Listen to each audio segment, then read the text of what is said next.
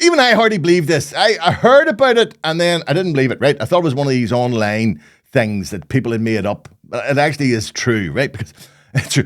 Last week, a girl sitting in her wheelchair in the centre of Belfast was bitten on the hand by a rat. Yep. Wee girl was meeting friends on Royal Avenue at the front of Castle Court when the cheeky rodent climbed up the wheel of the wee girl's wheelchair and nestled behind her back. When you see this, oh God almighty, look at the size of it. Look at the size of it. It then just trotted round and sat in her lap. And when she tried to push it off, it bit her on the hand, necessitating a visit to the hospital. How could this possibly happen in a modern city like Belfast, you may ask? Well, this is not a mystery and is emblematic of the dereliction of the northern section of the city centre. Now, I have dealt with this before. I have addressed this very issue in the past.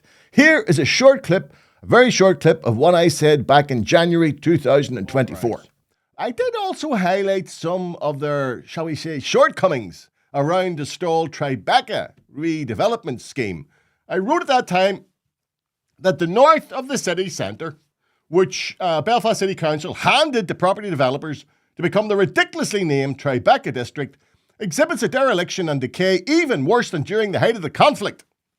And that now that with murmurings the council is seeking to vest back control from the Tribeca, non-developers would indicate it's finally accepted that their brilliant deal was not so brilliant after all. If you care to watch the whole clip, you can find it by looking for WOTW Belfast Council 2. We know what WOTW means. And that rats, let's think about this, that rats are now walking out of North Belfast in broad daylight, trying to get away from that part of the city. Talk about rats leaving a sinking ship. It tells you what state North Belfast is in.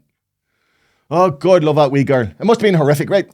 But at least she can rest assured of one thing. Even Keir Starmer will now find it impossible to remove her PIP payments. Oh, you can imagine her getting questioned. How can we be sure that you're actually really disabled? A rat crawled up onto my lap and bit me on the hand. All right, love, go ahead. All right, no, you're okay. You're okay. Go ahead. That's all right. No, you're all right. Go ahead. But I tell you, how long here? I probably shouldn't have mentioned that. As knowing this Labour government, they may even adopt that as a PIP test going forward.